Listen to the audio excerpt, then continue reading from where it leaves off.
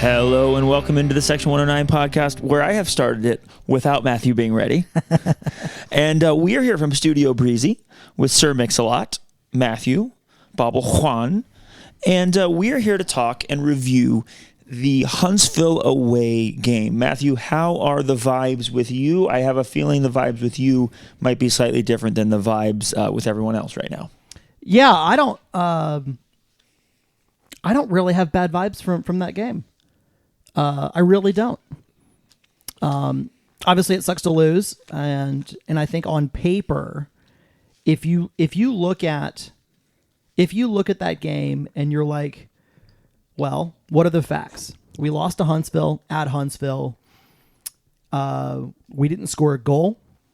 That's the team that was in last place in the Eastern Conference, and that's a team that had not kept a clean sheet all season. If you just look at those top line things, that would feel bad. Feels bad, man. And I get that. Here's the thing. Huntsville have been underperforming all year. They've consistently been a better chance creation team than we have. They have consistently put together slightly worse defensive performances than we have all year. But if you look at like the XG table or for example, like they're ahead of us. That's a team that has a lot of good players. We've said that back in March. We said that in April. Well, yeah, there's like fucking 50 of them.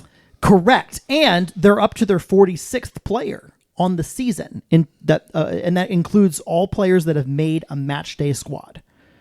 So they've clearly been running through some players. They've clearly been going through it. And I don't think it's a coincidence that the first time they beat us on the season is when they're dramatically different than they were at the beginning of the year. Forrester Ajajo played. He's barely played for Huntsville since early June. When he got when Nashville opened up an international spot for him, and he's been mostly playing with Nashville. Well, guess what? Nashville was knocked out of Leagues Cup in the group stage on Tuesday night, so he was available, and they wanted to get him, some extra minutes in the game. The other one that's really interesting, and this is a byproduct of like. This is our lives now in Next Pro. Things like this are going to happen. LA Galaxy is about to announce the acquisition of Marco Reus, famous German attacking midfielder, World Cup winner, longtime Borussia Dortmund player. He is going to LA Galaxy. About a week ago, Galaxy needed to open up a senior roster spot for Marco Reus. They traded Jonathan Perez, 21-year-old winger / attacking midfielder, who had played a lot for the two team in previous years, not really this year at all. But he just there weren't a lot of minutes available for him at LA Galaxy. His position is one where they want to go spend $10, $15 million on a player. And they needed to move a senior spot, and he was already on a senior spot, even being 21. So they traded him to Nashville or loaned him to Nashville, technically. I think there's a purchase option in there. And Perez has not featured for Nashville yet. And they just got knocked out of the group stage, which means that Huntsville matches, the one that we played on the weekend, and then their next one coming up this weekend, are the only game minutes he can get before Nashville starts MLS play again for the stretch run. So, they dropped down a guy making $308,000 this year, which is a lot of money. A lot of money. Yeah. Is that the most? It's not the most expensive. It might be the most expensive player we've played against so far this season. Actually, no, Kevin Sullivan is just kidding. On $500,000. But anyway, so... And Carrizo's on like 350 or some shit. No. Carrizo's on like 125. Calm down. so like that's a feature that of something we've had to deal with. Huntsville's midfield is also dramatically different. They still have Bolaños, but they loaned in Dominic Gasso from Detroit City. They've finally moved Isaiah Jones, who's now I think 17 or 18 years old, 18 maybe. He started out the year playing against us as a right back. Yep. And that's not terribly surprising for a young player to try to put them in a position where they can see most of the field. But they clearly think that his long-term potential is in central midfield. That's where he played against us. Their center back duo, and especially their 18-year-old center back, finally looks like he's coming good. Applewhite, I forget his first name. He looks like he's taken a massive step forward. And that's a product of the development curve in this league for young players is extremely high. And a guy you can see a guy in March and April and be like, oh, there's something there, but he's just not there yet. And by the end of the season, he can be there. That is something that we just have to live with. All of those things together. And, we gave up obviously a big chance in the 8th minute and they scored on it. That's the type of chance that Huntsville's created all season and hasn't been able to convert very often. And it's the biggest chance we gave up all game, at least until you got into the tactics free zone as we were chasing towards the end. I liked some of the stuff we created. I thought we created some decent chances. We did not create nearly enough of them. I don't think we created that much. We didn't create that much. I liked the things we did create. But the problem is we created about a third of what we needed to. I don't think you can like what we created and think that... I can like the things we created and think we didn't create enough of it. It's a really, really nice way of saying we got 2 shots on goal. It was more than that. It was like 3 or 4. And then that's not even including the one that Minjay plays across for Medi, that the timing was off on, because otherwise that's a tap in if the timing's right. And you see it in the XG total, like that's not included. We were at 0.52. If the timing's right on that one, it's a tap in, and that's a 0.85 type chance.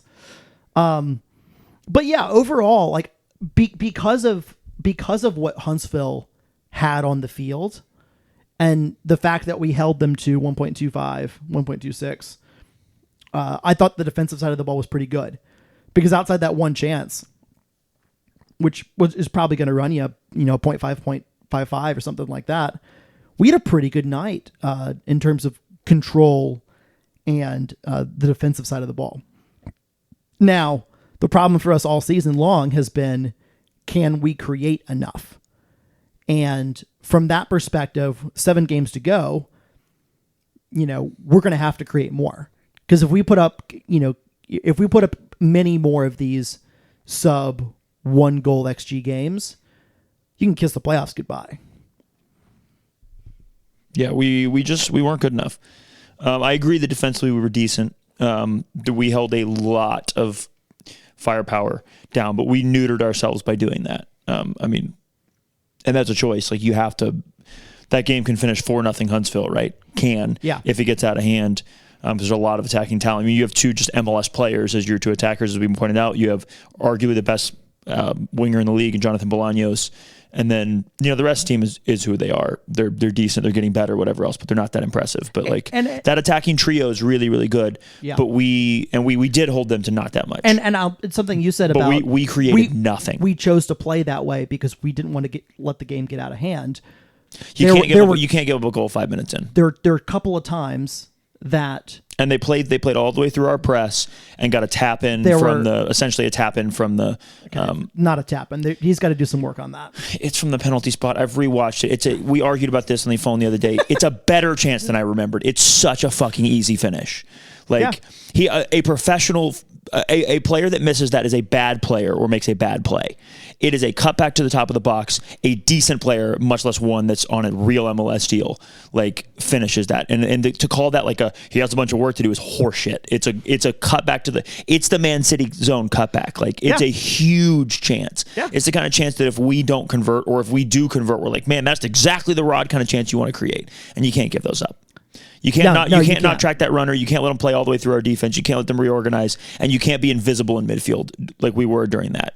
It's 2-on-5. It's 2-on-5, and they play a 1-2 or 3-on-5. They play a 1-2, and they cut through the middle, and they cuts it back, and he scores. I just watched it 7 times straight. It's fucking depressing. The problem with that type of, you alluded to it. It's an easy 1-2. Not talking about that. The big issue there, and why we try to play the way we do to have control over the game, is because we're not that great in an open up and down kind of game. That's just not who we are.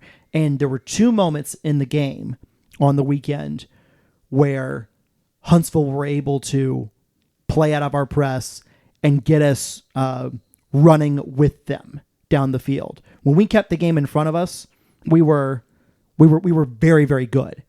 But that moment early on in the game, they were able to break the press and like switch the field and not get numbers per se, but like get momentum. And there was another one that we were able to snuff out at the last second. But like, there's a reason why we don't go up and down in this league. It's because everyone else is better at it than we are.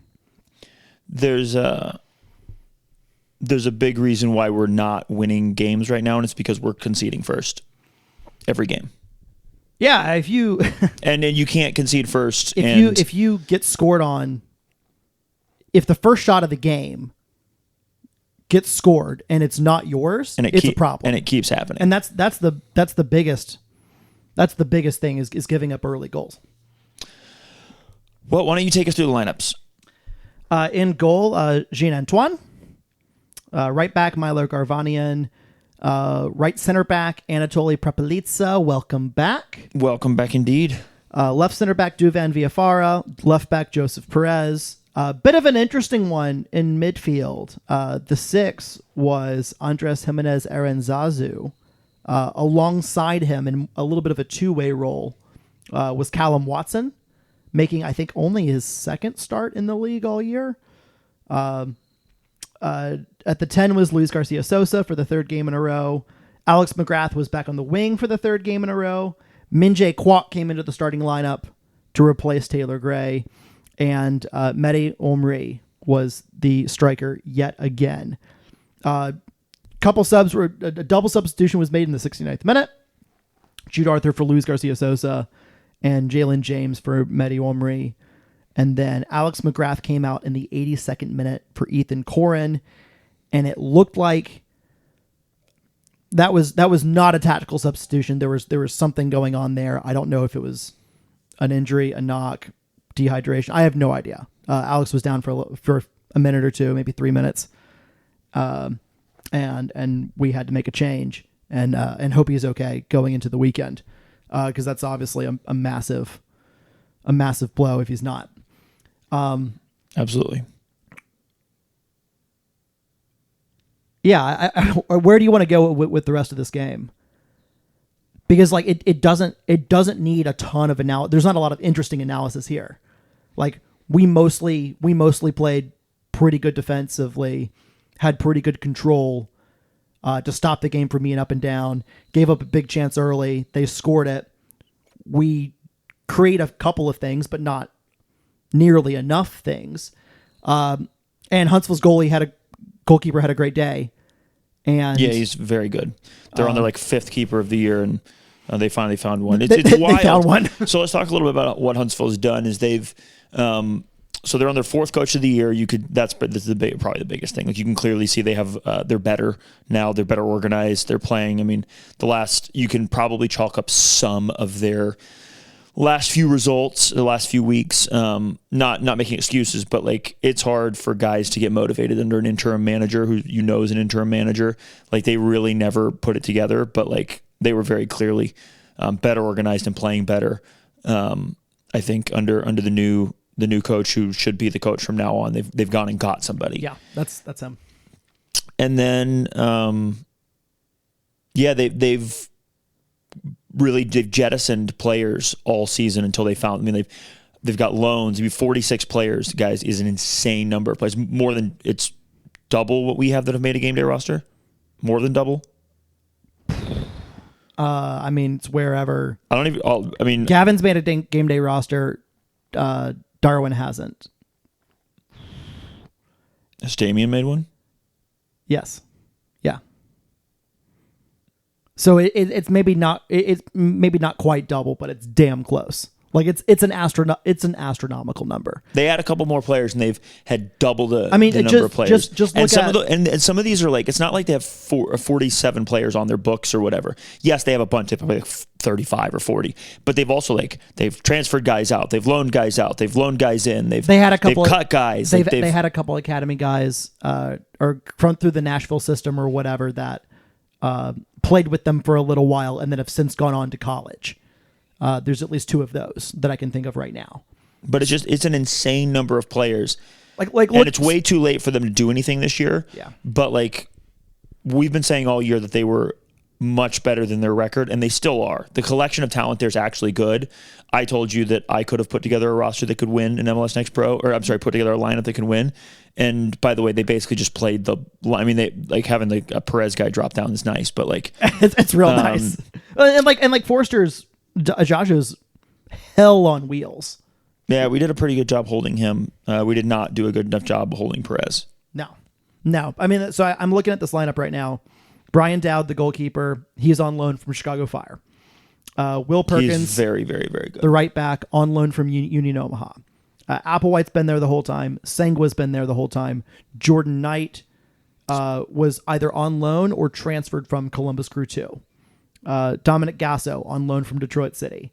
Jonathan Perez on loan from the parent club, at least short term. Isaiah Jones, been there the whole time. He's had an MLS appearance already. They're trying to slowly work him up. Ollie Wright, been there the whole time. Jonathan Bolaños, been there the whole time. Forster Ajajo, just kind of coming back down. If I look at their bench, how am I going to pronounce this? Akpun-Ou, just loaned from Cincinnati. Joey Skinner on an MLS contract. He's been there the whole time, coming back from injury. Adam Sipic didn't even bother to play. He's the 18-year-old striker. To be fair, I don't know if he had any choice in the matter. Simon Gilson, the backup goalkeeper, who has maybe played once this season. They usually have their MLS third keeper on the playing or on the bench for us or for them. Cicerone's been there a while, but he's not played as much recently.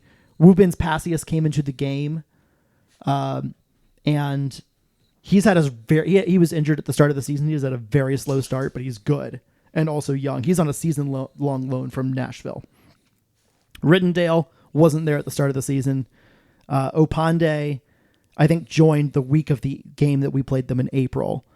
Tyler Pasnick joined, in July or June, something like that.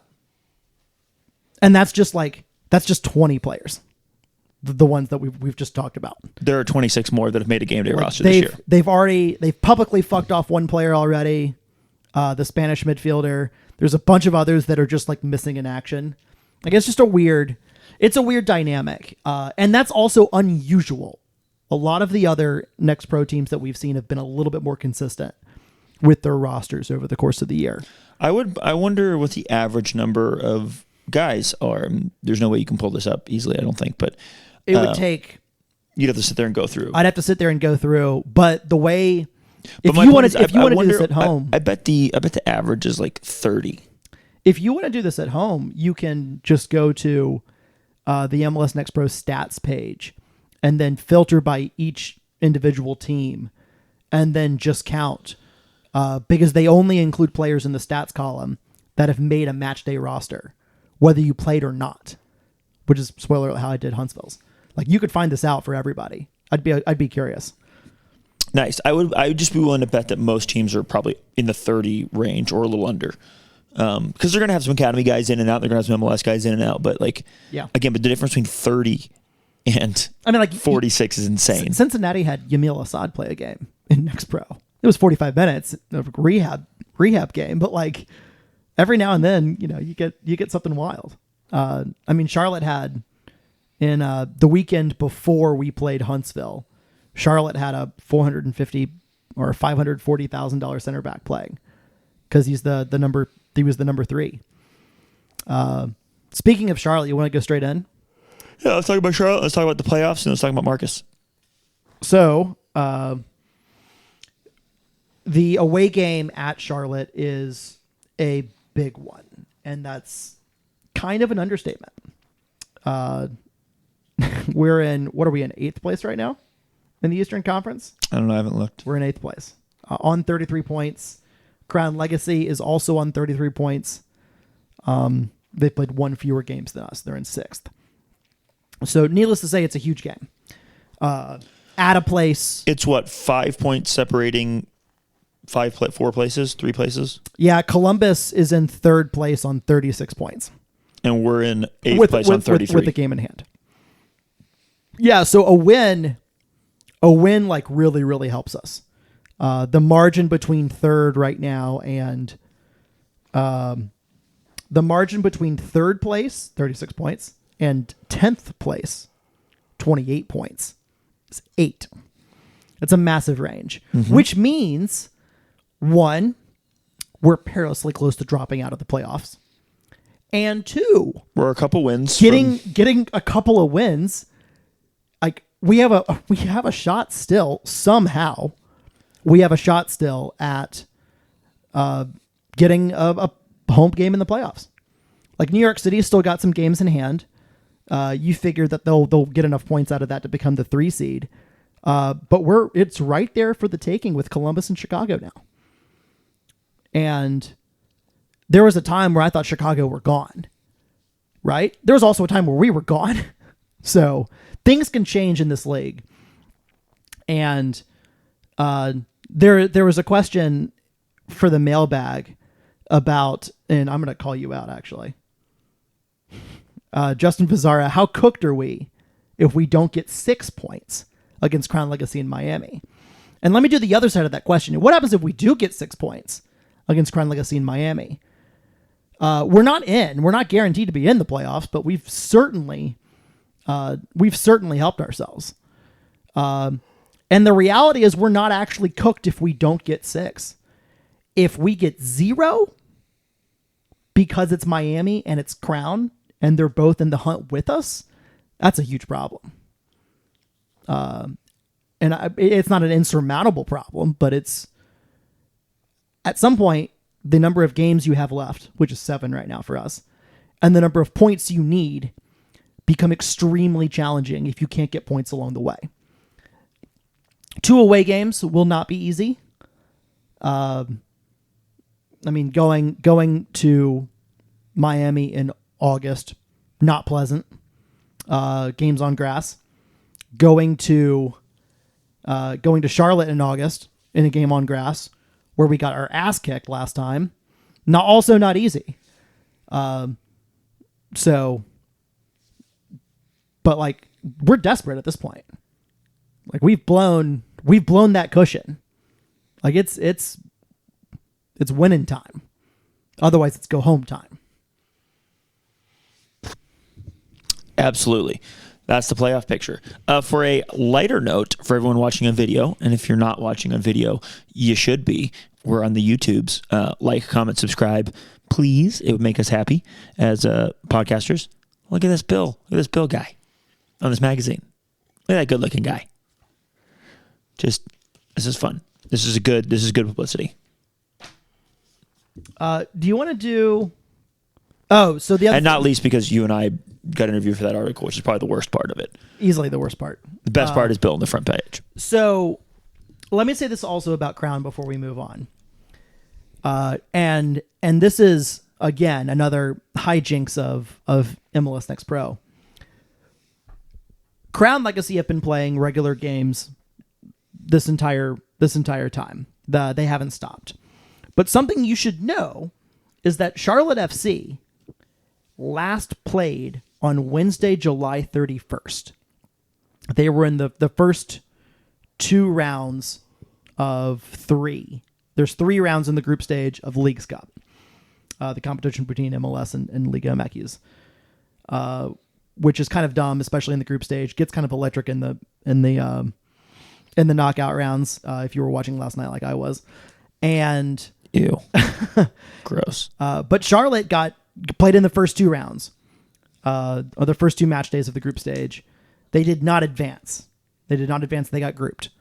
And they were in a tough group. Philadelphia Union and Cruz Azul are incredibly tough. But they got grouped. So their last game was on Wednesday, July 31st. Their next game is Saturday, August 24th. What that means is they're going almost a month without playing. Now, part of that is, okay, like get a little bit of a rest and recovery, whatever. But the aforementioned $500,000 salary plus center back who played last week, possibly going to see a repeat of that. Yeah. Now, I don't remember if he was in the lineup this weekend or not. I don't remember if he even played this weekend or not. But my point is, it is very possible the week before Charlotte goes back into MLS play, there's a reasonable chance they have a bunch of drop downs. And I'm not going to say like they're going to start, Patrick Aubameyang or Tim Ream, but like Tim Ream might need 45 minutes.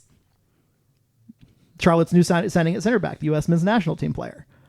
That's a possibility. Now, is he going to go all out? Kill me now. I don't know. And is he going to play? I don't know.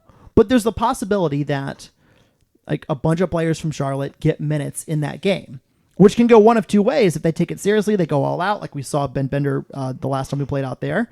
Could be a problem for us. We're almost certainly going to see Ben Bender again. If they half-ass it, like Orlando did. A couple players from Orlando, well, maybe it gives us a bit of a competitive advantage in one position. I don't know. And that's the thing with Next Pro. You don't know. We won't know until the lineup gets dropped. We'll just have to see. We are right in the thick of it, if you want to look at the bright side. We're right in the thick of it. We can still control our own destiny. We just need to win a couple games, and we're going to be fine. And by the way, that would achieve our goal if we make the playoffs. If we make the playoffs. We're still in it. We're perilously close to not being in it. And there's so many teams that can pass us easily, and so many teams that we can pass easily. So let's pass some teams. Let's focus on the fact that 5 teams are above us that are there for the taking. And in that gap, going the other direction, Miami's on 32 points. Orlando is on 28 points. Both of them have a match in hand. You got to go down to Atlanta on 24 points, who has, 2 matches in hand. Toronto's on 22 points with 2 matches in hand. Carolina's on 22 points with 2 matches in hand. Huntsville's got a match in hand. They're down at 17 points. Same with New England and tied for last place. You're welcome, Huntsville. So a little bit of life. I really believe we need to be above 1 point.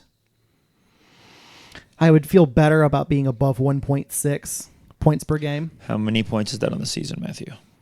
1.6 times 28 games. I don't know, but let's do some math. It's 44.8. Yeah, I'd feel real good with 44, 45 points. Because we've been saying 42. But if it's as bunched as it is and there's no one truly running away with it anymore, Cincinnati's on 43, right at 2 points per game, which is a great number. If you're 2 points a game is a great number in like MLS. It's a less great number when you have the extra point for ties as an option. Point is, it's tight. Let's talk about reinforcements. We need them. Welcome back, Markus. Welcome back, Markus.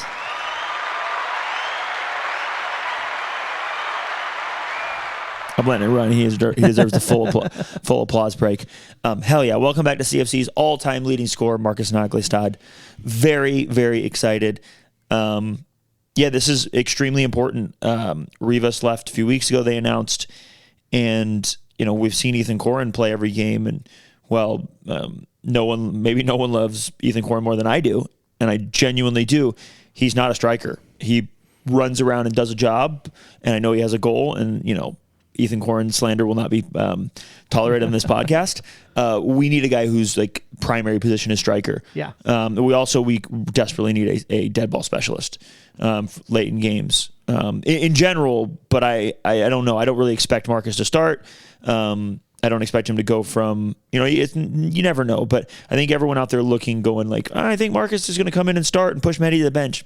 You've got 7 games left in the season, and I would be dumbfoundedly shocked if he starts more than half of those. That's the reality. Look at for those. I've seen the comments on social media, and I listed a couple on purpose. I would expect for him to come off the bench. Number 1, because he's not been with us the whole year.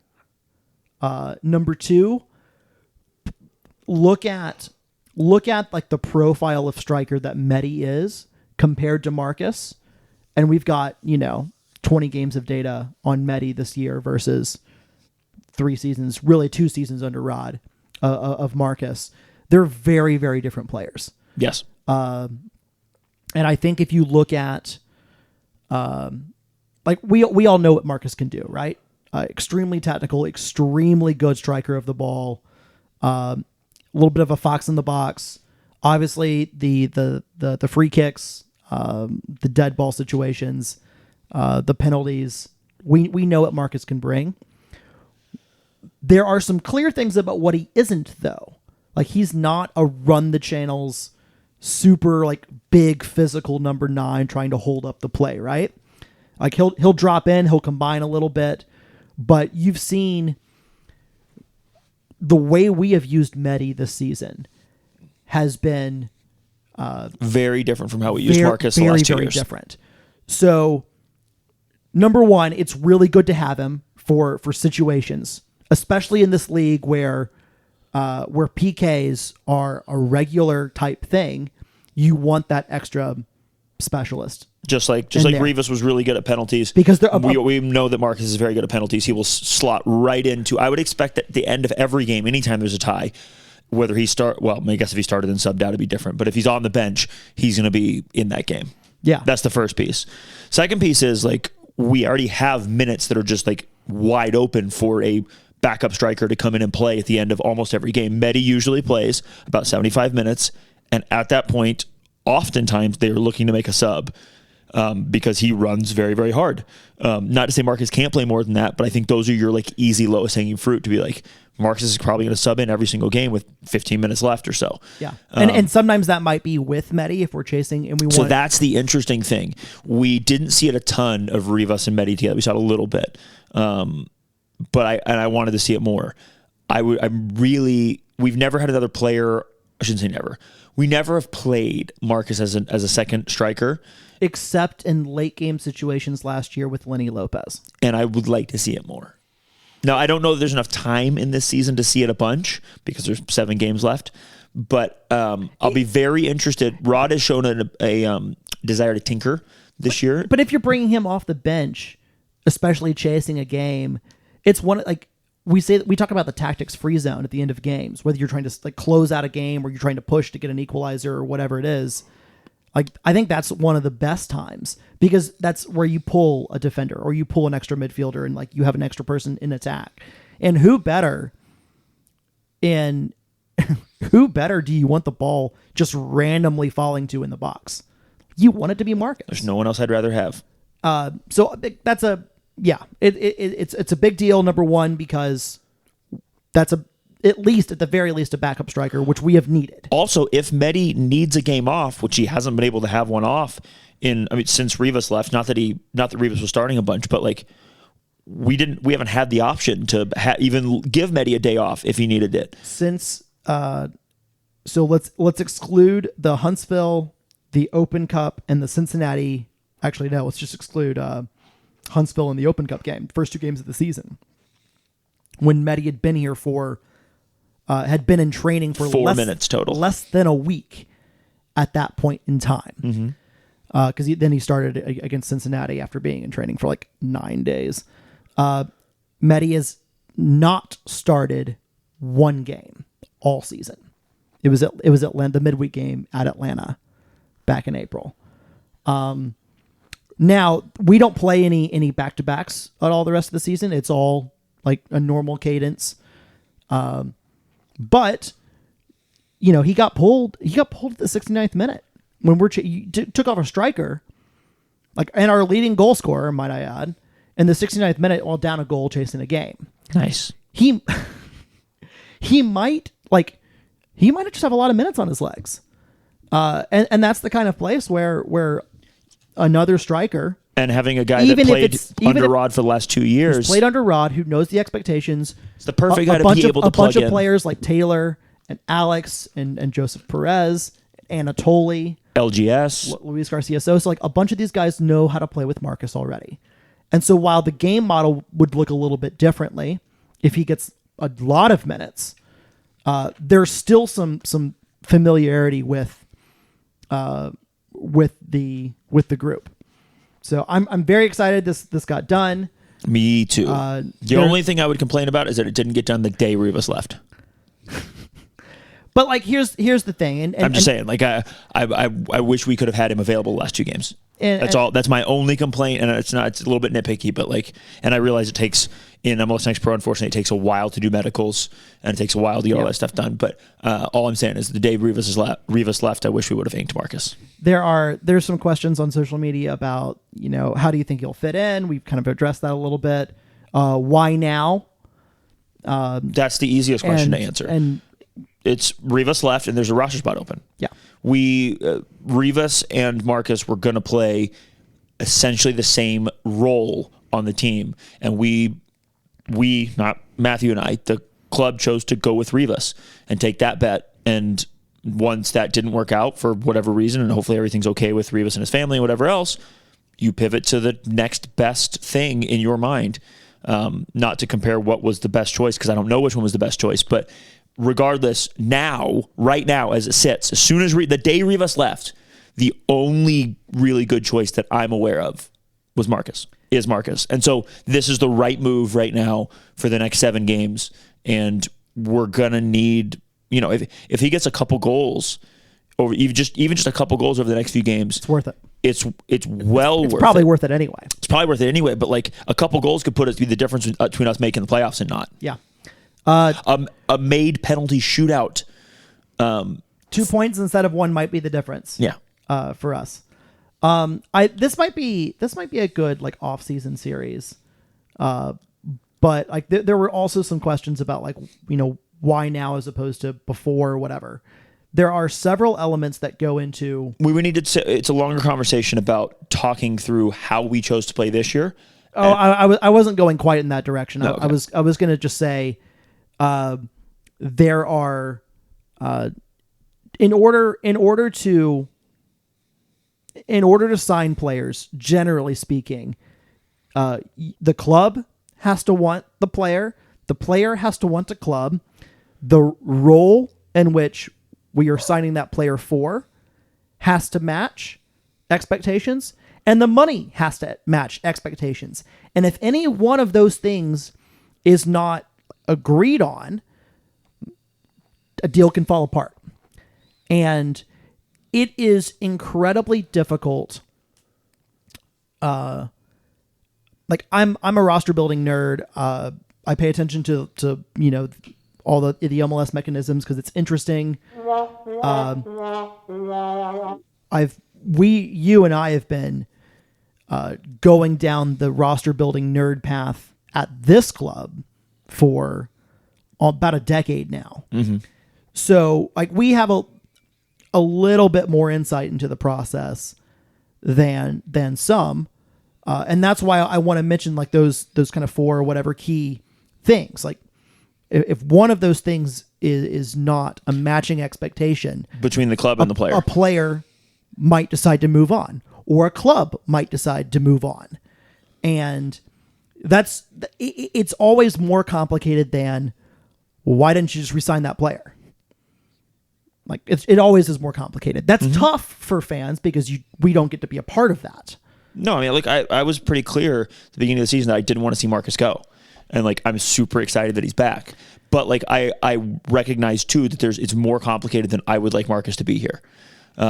Whatever the details of exactly what you just said, of all the factors, all things have to match. And in some way they didn't match, whichever pieces didn't match, but they do match now. Yeah. And that I'm just really glad that I wish it was 2 weeks ago, but other than that, like, let's fucking go. This is a huge signing for the stretch run here. Yeah. Also, I will take the bright side. I wish Markus had been with us all season. I said that from the beginning, and I'm going to say it again now. But it was cool to see him in the TST. Oh my God. Since he wasn't with us, it was cool to see him in the TST. It really was. By the way, this is now the second year in a row we've signed a player TST from the player, TST. Yep. Mid-season. Also, Jesus Ibarra, please come back soon. Yeah. Yeah. Yeah. And start doing the Jesus shit again. Let's do a couple more mailbag questions, Sure. and let's get out of here. I haven't looked at any of these, by the way. I opened up the show doc on my phone, and I never even looked at the mailbag questions, so hit me. So I'm going to do, it's a two-parter that I am taking different parts from. Okay. Victor Diaz. Is it just my perception, or has Milo been less aggressive lately?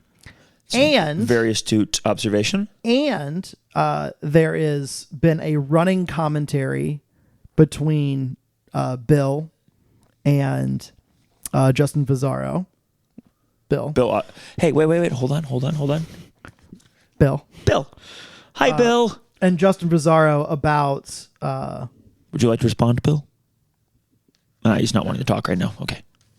About, like, talking about especially Milo's role, early season Milo or current Milo. Oh. I can't help but feel his aggression has declined.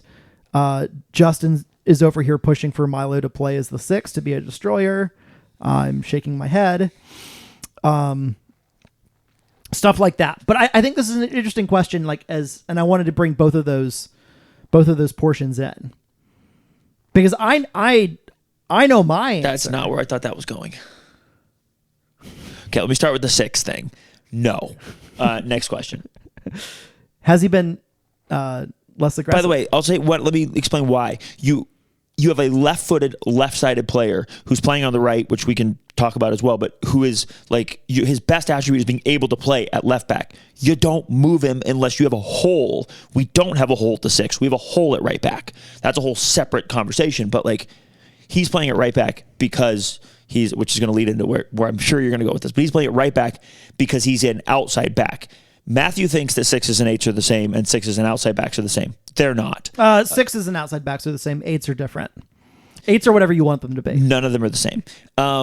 He is a left back and right now a right back, and playing him at the 6 would just lose out on all the things that make him wonderful at those 2 outside back positions, and then we'd really be fucked. So the long answer in my brain, the long answer to 6s and 8 or 6s and outside backs being the same thing is they're not, unless your game model needs the 6 or the outside back for that matter to do something very different. By the way, he's currently at right back playing the 6 a bunch of the time, which we can talk about. We should get into that. You go ahead, and then I will probably echo a lot of what you said or going to say. So if I've got a right back, and I'm going to use my the 6, Justin. My favorite example. I did not know this is where this was going. So I'm just dumbfounded. Yeah, I did not think of it. I spared you from this last time. So my favorite example of a type of right. I wish I would have thought of it beforehand because I would have just said he already is playing the 6. Just only when we want him to. Yeah. Go ahead. My favorite example of an outside back role type is the bombing outside back. Think John Finley from the CFC amateur days. Think Stumptown. Sir, that's not his name. Finbay. Think former Stumptown and current Detroit City outside back Reese Williams. Who was an absolute bomber on the right side. I've never heard of that second team. When he played on the right side. He's another player that has a little bit of that Milo in him where he can play on both sides. Yeah, he can. He was way more effective on the right-hand side because he was able to go to the other end line on the overlap. That is a type of... That is a role type. That's a player you don't want playing as the 6, for an example, because it takes away one of the things he is really, really good at, which is overlapping. Milo can overlap and can invert But I would not call Milo a bombing style outside back. One of the reasons why I think that your perception is not wrong. I think he has been less aggressive compared to the early part of the season. He has been much less aggressive. It's because in this current stretch he's playing on the right hand side. He's a quite 2-footed player, but like he's left footed. His natural inclination is to go into the middle of the field, which isn't a bad thing when we need some help for numbers in midfield and possession and on the defensive side of the ball. And I think you see that where like JP is playing a little bit more straightforward as a left back in a way that is different from how Milo plays left back. Milo playing right back is different, but not entirely that different from, say, a Jesse Williams, but would be different from someone else who we don't really have a bombing out right foot. We don't have a bombing either side. That's not what we're asking them to do. We're asking the wingers to be the ones that like are on the touchline and then start the moves towards the middle from there. However, Milo, when he plays left back, makes a lot of underlapping runs, meaning, if you can see my hands on the YouTube, if your outside back is normally on the end line, on the touch line, running end line to end line, in this case, the winger is on the outside and the fullback comes under. Think of some of the shots and goals and assists he's had from the inside run, maybe not directly in the center of the field, but like if you divide the field into channels and it's like 5 channels wide, you have outside,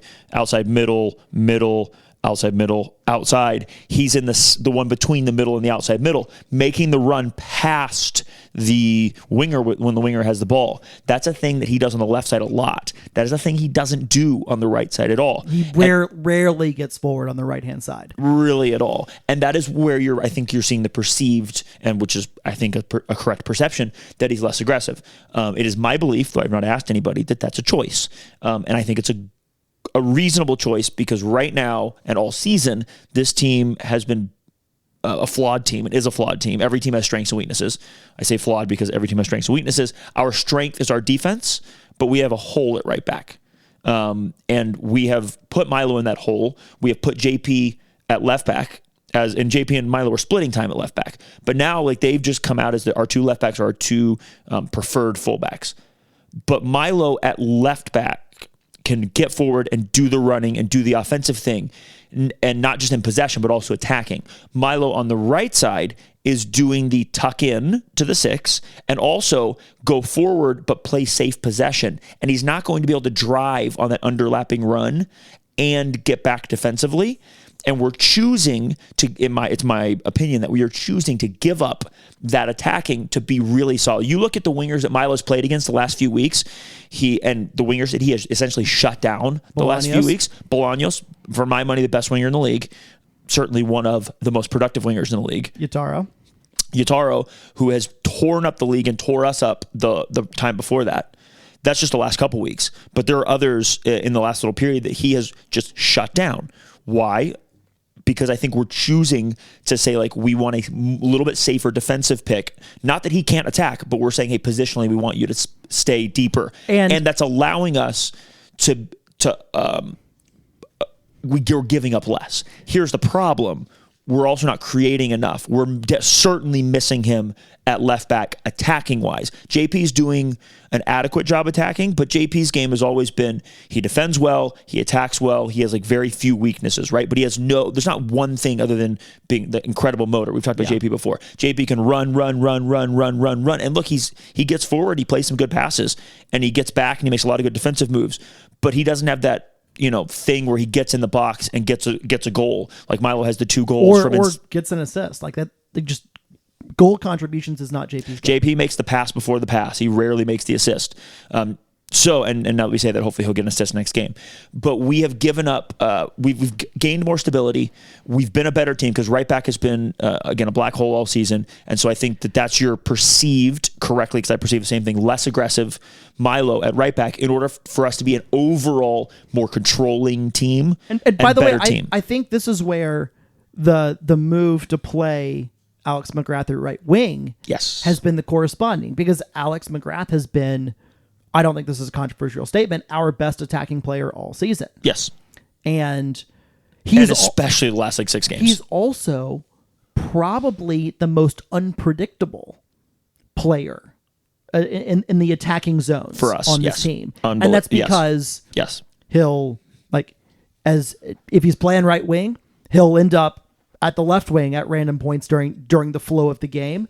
He'll run it behind. He'll come short. He'll combine.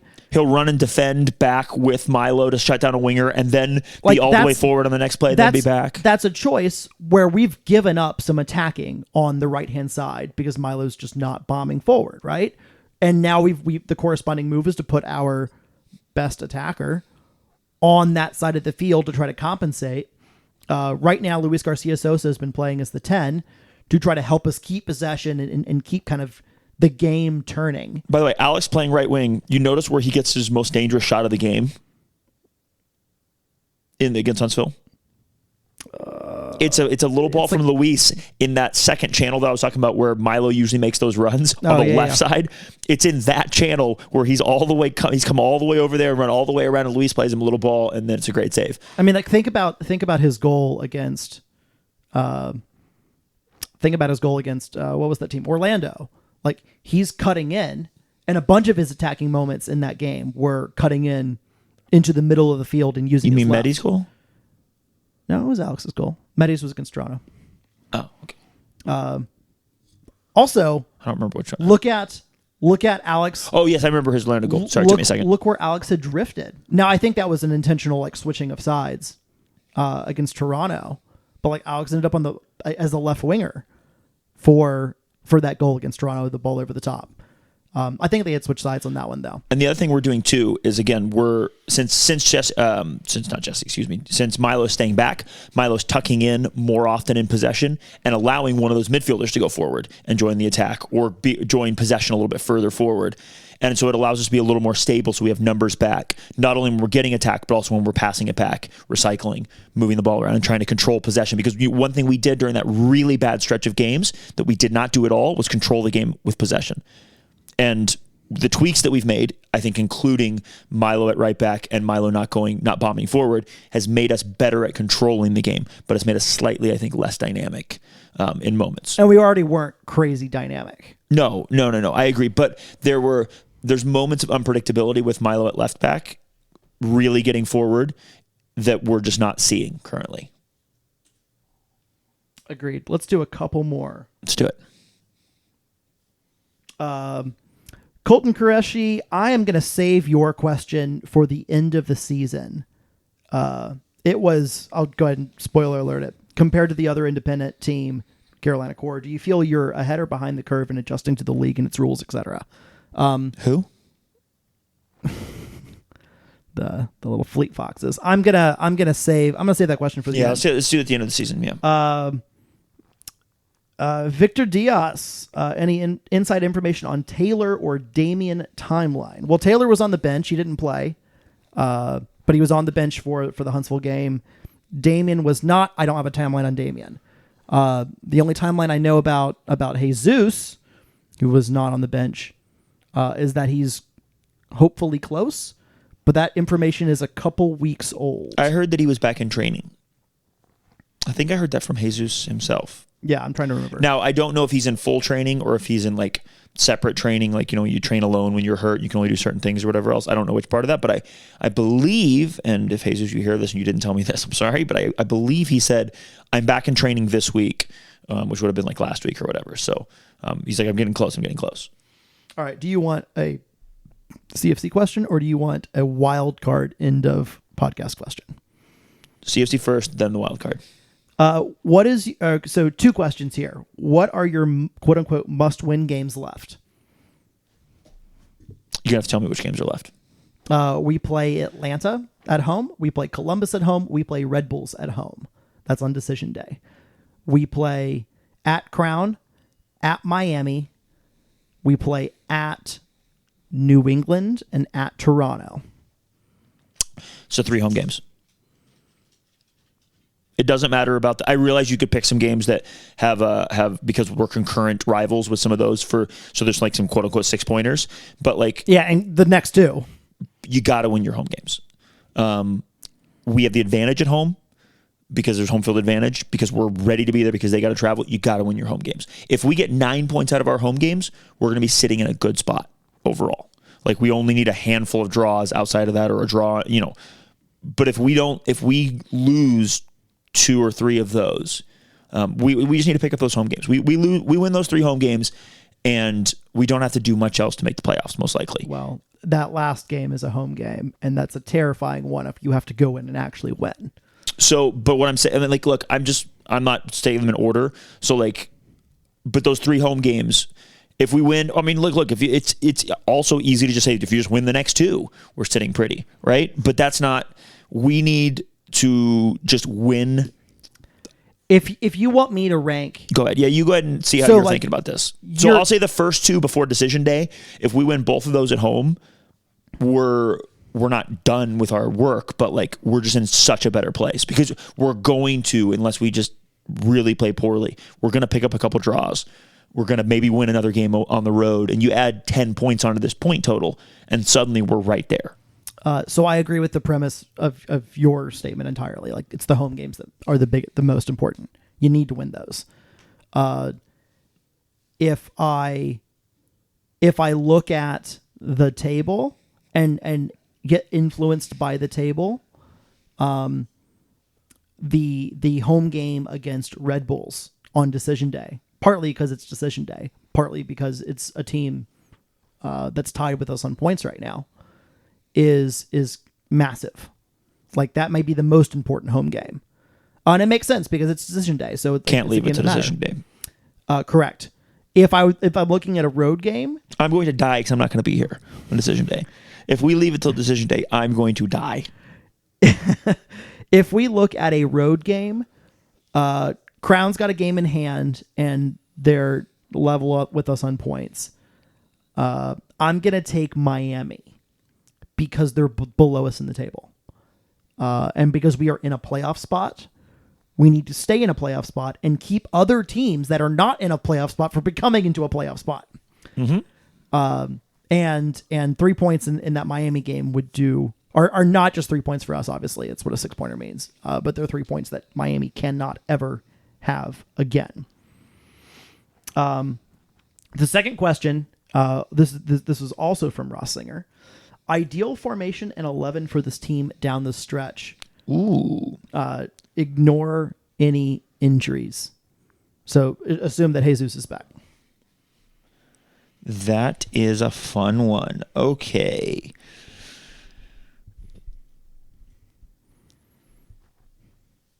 Same back four we've been playing. Gene in goal.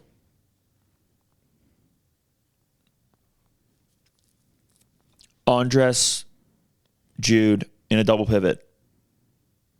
Alex back at the 10. Jesus, Taylor, Medi. To be clear, that's JP at left back and Milo right back. Yeah. You don't think a return to a Milo at left back and like Fareed at right back, for example? No, and I haven't seen enough of Fareed at right back, but I just worry about the athleticism of playing 3 center backs. These wingers, especially now, I also want to point out something, the developmental curve in this league, like these players, as you pointed out, have gotten a lot better. The wingers are very good right now. And while Fareed is a good defender, from what I have seen at center back, he is a very good defender. When he gets open and into space, as happens with many center backs, he can get turned in a way that Milo doesn't defensively. And the thing that makes us hard to beat is we control games. Now, we have to stop conceding early.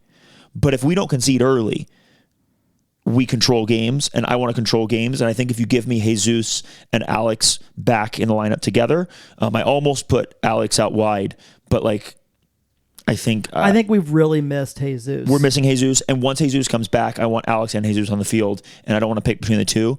And I'm not really wanting to sit Taylor either. So that's why I went with that lineup. And I think that if we can just stop conceding early, that lineup gives us the best chance to create something and control the game at the same time. It's the most balanced chance to win. We're the least unbalanced. Yeah.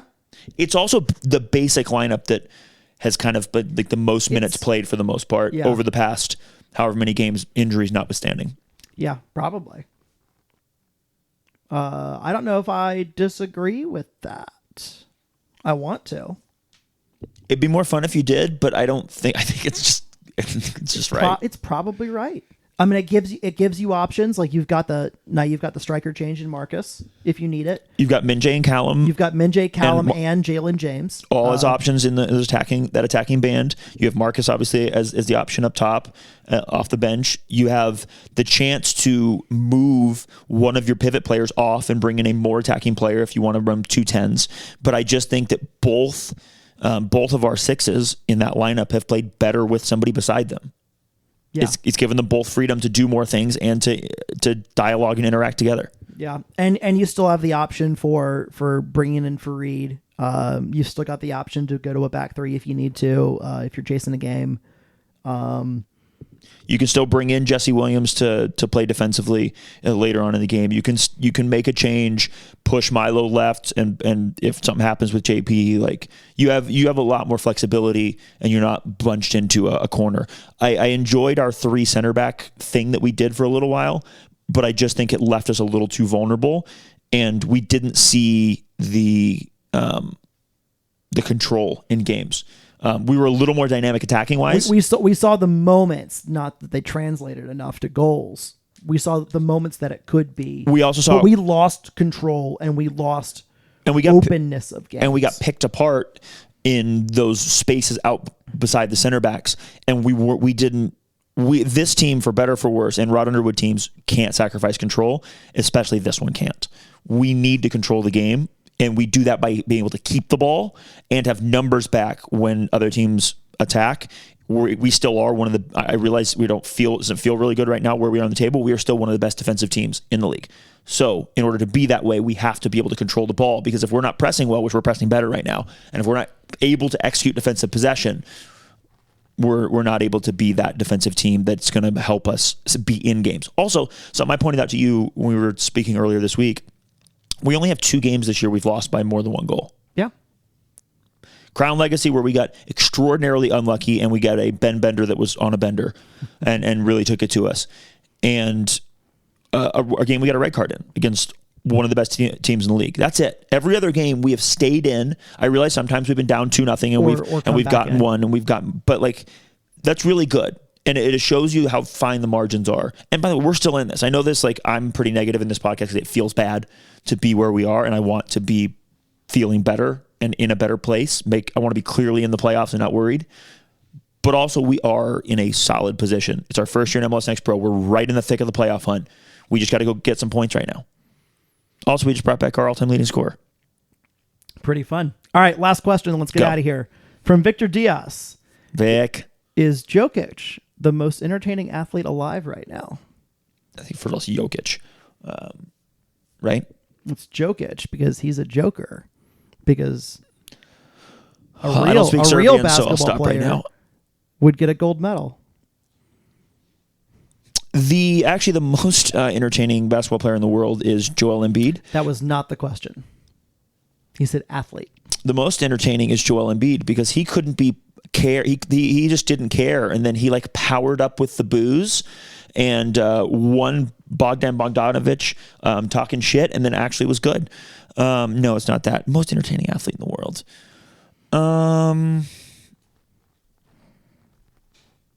That's a great question. If you've never watched... Do you think any other athlete in the world can make a clown car sound like Callum? Because that might disqualify all of them. That might be. I was going to go in a different direction in terms of like just like product. Like not just like pure entertainment, but like entertainment as like your craft. I also think Joker's only that if you are a basketball sicko. Yeah. Because like his game is extraordinarily effective, but it's not always the prettiest. And him being obsessed with horses is like a fun narrative, but like not. I don't know anything about that. So like, right. Yeah, go ahead. Let me offer one. He is the best basketball player in the world, by the way. That I agree with. Let me offer one. Mondo Duplantis. That guy should be playing for America. Well, he was born in Louisiana. I'm well aware. Swedish pole vaulter, set a world record. Absolutely. If you've never watched pole vault, and not just in the Olympics, like watch Worlds, like watch the U.S. trials. I'd whatever. rather not. It's electric. Like you are flinging yourself up into the air in hopes that you clear a bar and come back down. Incredibly good. If you want the best athlete in the world right now, especially the best athlete in the world at their thing, it's the women's 4x4 whatever that we won by like 30 seconds. Sydney McLaughlin. I don't know who that is. Well, the anchor on the 4x4, okay. But also the world record holder in the 400 hurdles. The world record. I don't know if she's a world record holder or not in the 400 straight up. She would have like almost qualified for the women's 400 final at the Olympics with her 400 meter hurdles time. That is fucking insane. So did you watch a lot of Olympic track this Olympics? I didn't watch as much as I wanted to. But I'll tell you what was the biggest story of Olympics track and field this year. The absolute renaissance of American distance running on the men's side. We had medals in... We finally got the good drugs? I don't know what was going on. Good drugs, good strategy, good all kinds of things. When we had medals in the 1500, the 5000, did we have How far is 5,000? 5 kilometers, like 2.3 miles? 3.1. 3.1, okay. That's close. Like we had, it was like, I think we had a medal in the 10,000 as well. So there's literally a 5K in the Olympics? Yeah, on the track. I thought that was things people just did the day after Thanksgiving. I think an American man won the 1500 in an Olympic record. Like it was wild. I've never seen. We've seen a couple medals here and there. Usually at Worlds, not the Olympics. This was a huge Olympics for men's distance running in this country. And as a former men's distance runner, you had a good time with it. I appreciated that. Did you watch any other things in the Olympics? Does anything catch your attention before we sign off here? I watched a bit of swimming, not a ton, but a bit. Katie Ledecky's fun. She's real good. Leon Marchand, the French swimmer from where do you go to school? Arizona State, whatever. I don't know anymore. I watched literally zero swimming. Wherever the famous coach that Coach Michael Phelps is coaching in college, like that's where he went to school. He real good. Home Olympics for him. That was fun. A couple world records, etc. Maddie watched a lot of gymnastics, so I watched a lot of gymnastics. So did I. Ella watched all the gymnastics, which meant I watched a lot of the gymnastics. All the women's gymnastics. Ella didn't really care about the men's gymnastics, but Ella watched all the women's gymnastics, every bit of it. I've watched I've watched a little gymnastics at the Olympics and stuff like that, but never a lot. It is those are freakish athletes. Like the stuff they do. Simone Biles is the greatest athlete on planet Earth. Yeah, she's pretty incredible.